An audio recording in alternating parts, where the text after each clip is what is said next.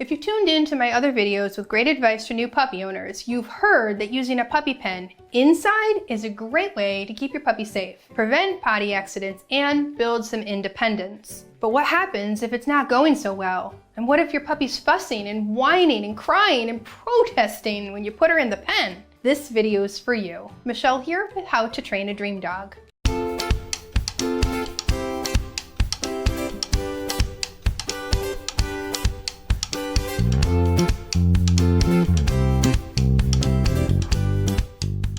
I get it. The pen can often be a little harder for young puppies to adapt to than the crate. When we fostered a lovely pitty named Feta last year, she did great in the crate. She slept through the night on day 2 and she never complained while taking all her naps in the crate. But the pen?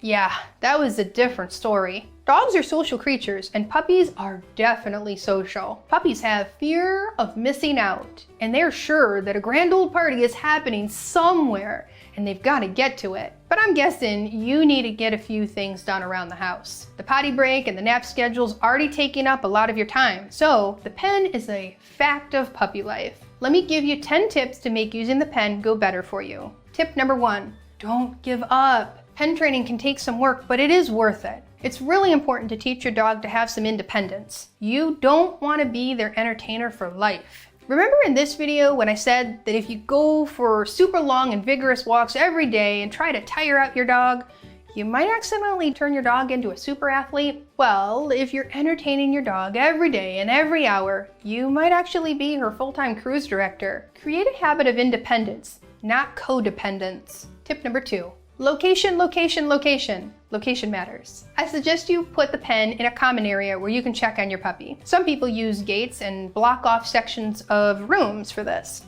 That's fine too. And if you work from home, I don't recommend putting the pen in the same room where you work all day. Now you can train your puppy to hang out with you for part of the workday, but you don't want this to be an all-day thing. Again, we're building independence. And if you're gonna let her hang out with you for some of your day, then maybe just get another pen for your office, or just move the pen from one area of the house to the other. Tip number 3, plan for accidents. Either a spilled water bowl, a Kong that got a little drippy, or a potty accident could create a mess. It's normal. I recommend a big sheet of linoleum under the pen. You can get those for cheap at your home improvement store. Just make sure it extends past the pen area, so she can't get to it with her razor sharp teeth. All right, tip number 4, don't think of the pen as a timeout space. So for one, timeout isn't really a thing with dogs. They don't just sit there thinking about what they've done. And if you think your puppy needs a timeout, she probably needs a nap. And that should be in the crate. The pen could be a good place for a pre-nap cool down though. More on that in just a minute. Tip number 5. Use the pen if crate training is still a work in progress. If your dog is still learning to love her crate, try putting the crate in the pen and keep the crate door open. This allows her to wander in the crate and check it out whenever she wants. You can even drop in some treats in there for her to discover on accident. This is one way we build a positive association with the crate, and you can do that with the pen too. If your puppy can't sleep in the crate without panicking just yet, use the pen for her safe space for sleeping, and then get working on those crate training games. They are here and here inside our online puppy training course if you need them. Tip number 6. You know those crate games I just mentioned? Use them with the pen. Those games are designed to help your dog feel more comfortable while you get some distance in, or add some duration, or even disappear out of sight. They're perfect for crate or pen training. Now, you'll have to watch your dog's body language to determine how fast you can go through this process. Pen training might take a little longer than crate training, but with consistency and continued training, you'll get there. All right, remember tip number 1, don't give up? Well, tip number 7, like I said, we aren't using the pen for a timeout. We aren't using it as a containment space for a rowdy puppy either. We don't want it to be a holding area after an exciting activity. Yes, it's great for a cool down, but you might even need a pre-cool down before the pen. So for example, if you just come in from a rousing play session out in the yard, do a few training games to help settle your puppy's brain into a more calm activity. Then after the training games, you can offer a cool down activity like a snuffle mat, a Kong, or a chew in the pen. Now for more ideas on how to help your puppy relax, check out this video. It'll give you some great ideas for what to offer your puppy in the pen. Tip number 8. Now this tip is for all puppy training all the time. Reward your puppy when she's doing what you like. And if you look over and notice your puppy engaging with her toy in the pen, you might be able to offer a small reward. This encourages her to do it more often. So, you definitely need to know your puppy's unique temperament for this piece of advice. Be careful that the reward isn't so exciting that it disrupts her. A soft yes and a quiet toss of a piece of kibble could do the trick. However, if your attention causes her to remember that she's separated from you and whine for you, then maybe wait on this reward until further along in the training process. Are you starting to notice that training isn't cookie cutter? That's why I have so many videos on my channel. Each situation is different. And that's why over 7,000 people have enrolled in my online course to get more guidance on how to train their unique dog. I train you to be the best trainer for your dog. Are you loving all this dependable advice? We love putting these videos together for you guys. So show us some love by subscribing, sharing this video, or giving us a super thanks. All right, here we go with tip number 9.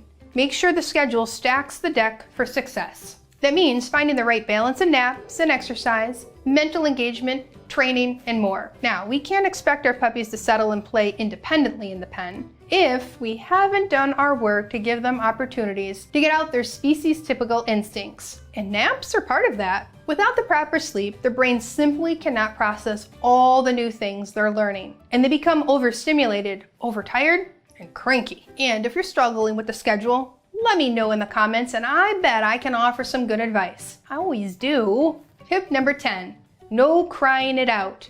We don't recommend any kind of cry it out or tough love with the pen, just like we don't recommend that for crate training. Trying to teach your puppy to love something while they're in the middle of hating it is like trying to reason with a toddler when they're in the middle of a meltdown. Your dog and your toddler aren't learning new things at that level of an intense emotion. The way we work on pen training is to do it slowly and positively, with dedicated training sessions each day. Now, expect that pen training might take a little longer than crate training, or you might be working on both of them together. And if you're working on it every day and keeping it positive for your dog, you will see results. Whew, all this talk about the pen, and we haven't even talked about which one. If you want to know the type of pen I recommend, it's this one. We like it because it has vertical bars and a gate. You do not want to pick up your puppy every time he comes in and out of the pen. The vertical bars also keep curious puppies from climbing out.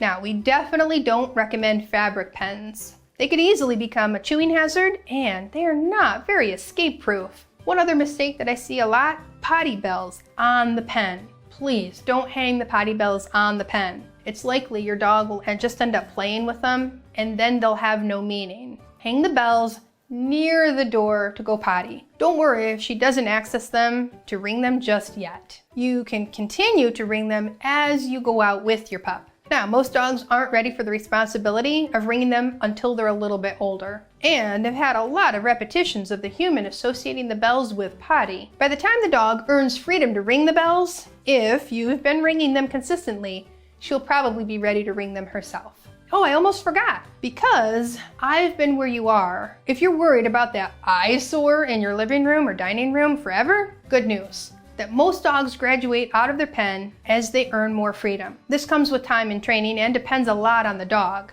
And if you're wondering how to make that happen in the best way possible, I recommend this video as your next one to watch. It will teach you how to know when your dog is ready for more freedom and some specific training you can do to help prevent potty accidents. By knowing how to give your puppy more freedom, you can be working on pen independence, but also planning for future freedom. Puppies grow fast. We have to be one step ahead of them.